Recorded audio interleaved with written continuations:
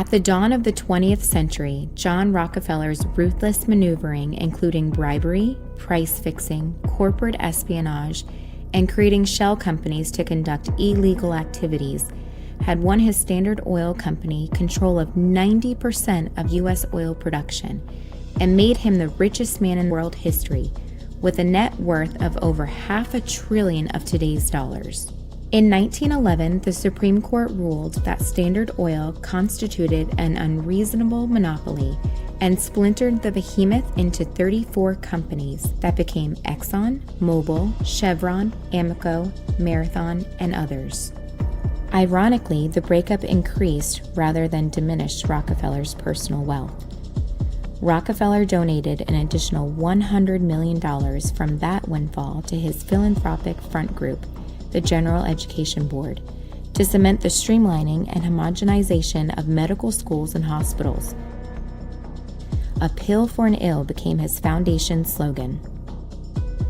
In 1913, he incorporated the Rockefeller Foundation. A congressional investigation described the foundation as a self-serving artifice, posing a menace to the future political and economic welfare of the nation. Using his foundation's wealth and influence, and working with his friend Andrew Carnegie, Rockefeller dispatched educator Abraham Flexner on a cross-country tour to catalog the status of America's 155 medical colleges and hospitals. The Rockefeller Foundation's Flexner Report recommended centralizing America's medical schooling and reorienting these institutions according to germ theory, which held that germs alone cause disease, and advocated for the pharmaceutical paradigm, which emphasized targeting particular germs with specific drugs rather than fortifying the immune system through healthy eating, clean water, and good nutrition. With that narrative in hand, Rockefeller financed the campaign to consolidate mainstream medicine, adopt the philosophies of the growing pharmaceutical industry, and shutter its competition. Rockefeller's crusade caused the closure of more than half of American medical schools, fostered public and press scorn for homeopathy, osteopathy, chiropractic, nutritional, holistic, functional, integrative, and natural medicines, and led to the incarceration of many practicing physicians. To reassure public, politicians, and press of its benign purposes, the Rockefeller Foundation declared its ambition to eliminate hookworm, malaria, and yellow fever.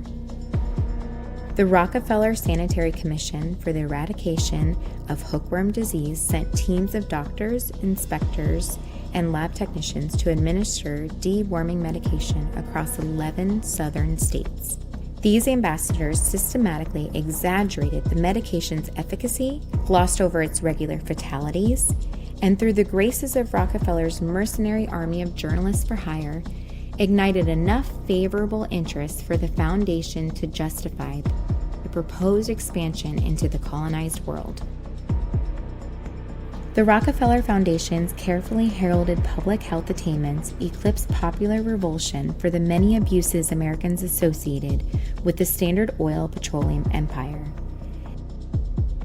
Its patronage of the League of Nations Health Organization gave the Rockefeller Foundation global reach and an impressive cortege of high-level contacts among the international elites. The Rockefeller Foundation provided almost half the budget for the organization following its founding in 1922 and populated the ranks with its veterans and favorites.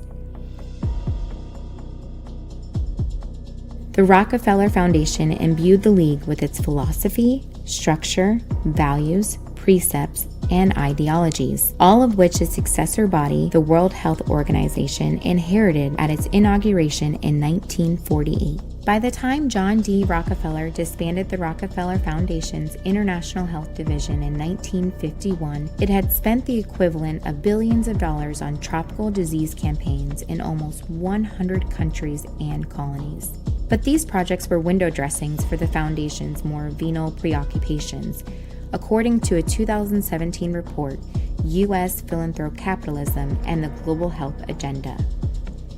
The E-Day fix was opening developing world markets for U.S. oil, mining, pharmaceutical, telecom, and banking multinationals, in which the foundation and the Rockefeller family were also invested. To be continued. To get the complete story, pre-order Robert F. Kennedy's new book, The Real Anthony Fauci.